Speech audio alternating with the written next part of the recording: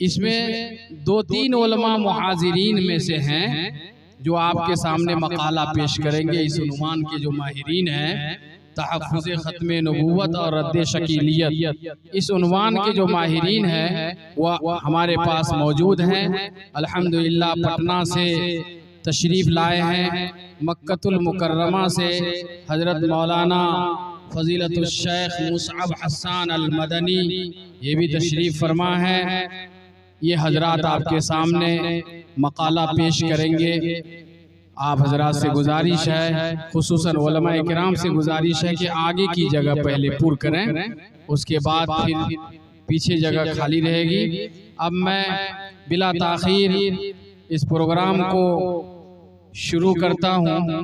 قاری اسلم صاحب ہیں، میرے رفیق حضرت مولانا مفتی جنید احمد صاحب قاسمی، استاد حدیث و فقہ اور نگران شعبہ تخصص فی الافتاء جامعہ رحمانی خانقاہ منگیر، ان سے میں گزارش کر رہا ہوں کہ وہ تشریف لائیں اور یہ پروگرام کو بحسن خوبی پائے تکمیل تک پہنچائیں۔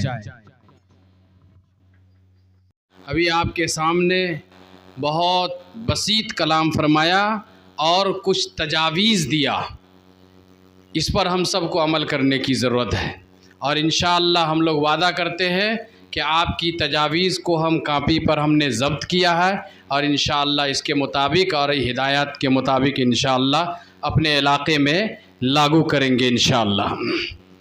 دوسری بات، وقت بہت ہو چکا ہے، اس میں کچھ میری کمی ہے اور تھوڑی سی کمی ہم لوگوں کی تھوڑی سی تسامح ہے کہ ہم لوگ وقت کا خیال نہیں کرتے ہیں۔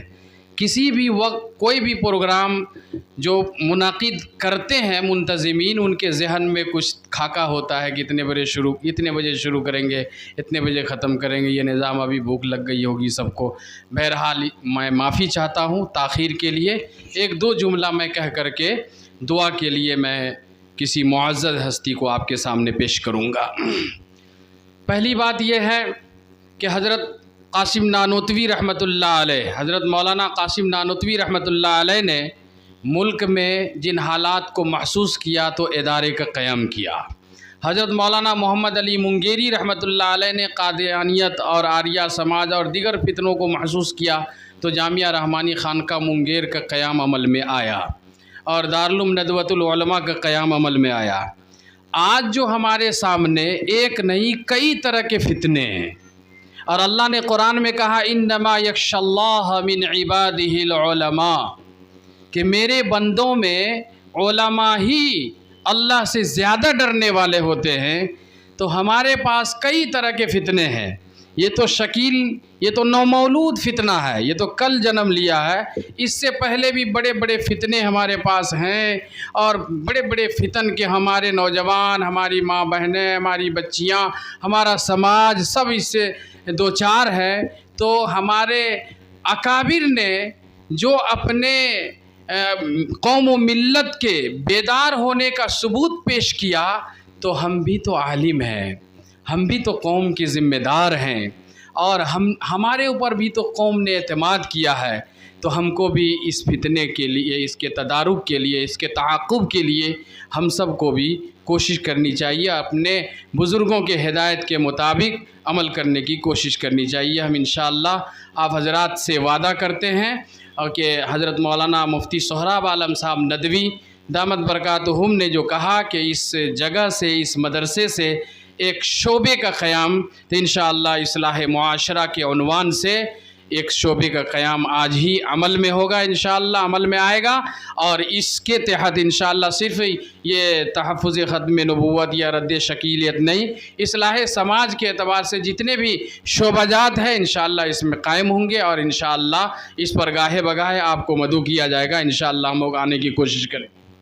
دوسری بات یہ ہے کہ یہ جتنے علماء کرام ہیں، ائمہ کرام ہیں، ان کے لیے یہ سند شرکت، اس میں یہ سند شرکت کا مطلب یہ ہوا کہ ہم آپ کے اس پروگرام میں شریک ہوئے، آپ ہمارے اس پروگرام میں شریک ہوئے اور ہمارے بزرگوں کی باتوں کو آپ نے سنا، اور آپ عہد کر رہے ہیں کہ ہم اپنے اپنے علاقے میں، اپنے اپنے گاؤں میں، اپنے اپنے سماج میں، اپنے اپنے حلقے میں، اپنے اپنے مسجد میں جا کر کے اس فتنے کا تعاقب اور تدارک کریں گے انشاءاللہ۔ علماء کرام اس سند شرکت کو انشاءاللہ حاصل کریں گے۔ اس میں صدر مجلس کا دستخط ہونا باقی ہے، اس کے بعد محاضرین کے دستخط میں سے کچھ دستخط ہو گئے ہیں۔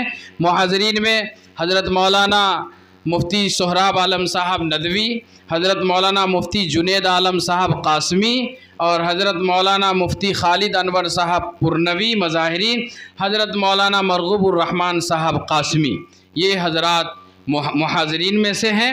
اور صدر مجلس حضرت مولانا مصعب حسان صاحب مدنی دامت برکاتہم، یہ صدر ہیں جو حضرات یہ سند کو حاصل کریں گے۔ ان سب سے دستخط کرا کے تب جائیں گے۔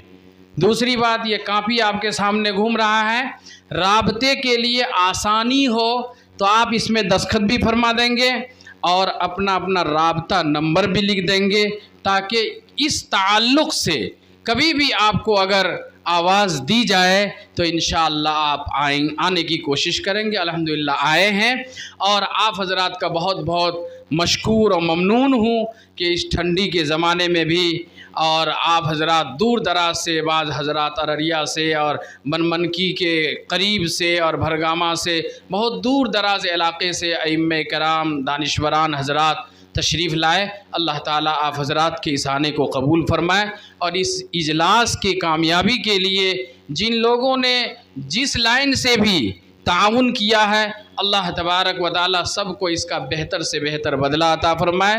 خصوصاً ہمارے ائمہ کرام، علماء کرام، دانشوران حضرات، اور اس مدرسے کے منتظمین، اور اس مدرسے کے تمام ذمہ داران، اساتذہ کرام، طلبہ اعظام، سب کا میں تہ دل سے شکریہ ادا کرتا ہوں، اور اللہ سے دعا کرتا ہوں کہ اللہ تبارک و تعالی آپ حضرات کو اس کا بہتر بدلہ عطا فرمائے۔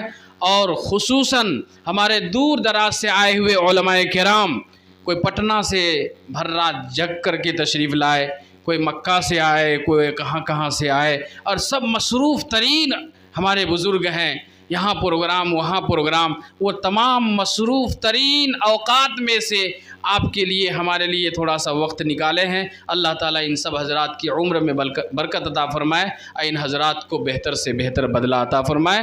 اور میں آخری بات کہہ کر کے، جب سے یہ ادارہ قائم ہوا ہے تو یہ جب بھی قوم کو ضرورت پڑی ہے تو اس ادارے نے آپ کو آواز دیا۔ سب سے پہلے اس ادارے نے 2015 میں، جس وقت تعلیمی بیداری کا اس علاقے میں بہت کم تعلیم کے اوپر محنت ہو رہی تھی، تو تعلیمی بیداری کانفرنس 2015 میں کیا۔ اس کے بعد قومی یکجہتی کانفرنس رانی گنج میں 2016 میں کیا۔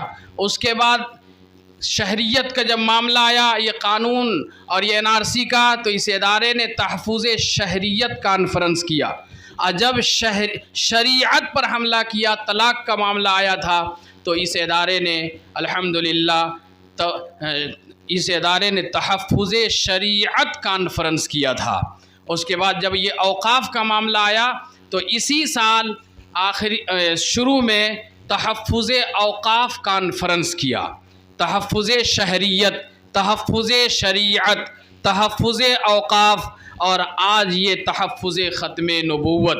اور اس سے پہلے جب نکاح میں اور شادی بیاہ میں بہت لین دین کا مسئلہ بڑھ گیا، تو ہمارے بزرگوں کے مشورے سے اسی جگہ پر تفہیم شریعت ورکشاپ ہوا تھا، جس میں اکابر علماء کرام تشریف لائے تھے اور شریعت کو سمجھایا تھا۔ وہ سارے تجاویز بھی ہمارے پاس موجود ہے۔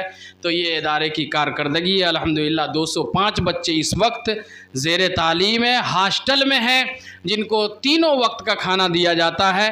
12 اساتذہ کرام جید ماہرین کے خدمات حاصل ہے۔ سالانہ 46 لاکھ روپیہ اس کا خرچ ہے، اور تعمیرات بھی الحمدللہ گاہے بگاہے ہو رہی ہے، اور زمین کی خریداری کی بھی بات چل رہی ہے جس کی 1 کروڑ سے زیادہ قیمت ہے۔ آپ حضرات سے گزارش ہے کہ دعا کریں کہ اللہ تبارک و تعالی اس ادارے کو قبول فرمائے اور ملت کے کام کے لیے اور شریعت اور سنت اور قرآن کی اشاعت کے لیے اس ادارے کو قبول فرمائے۔ وما توفیقی الا باللہ۔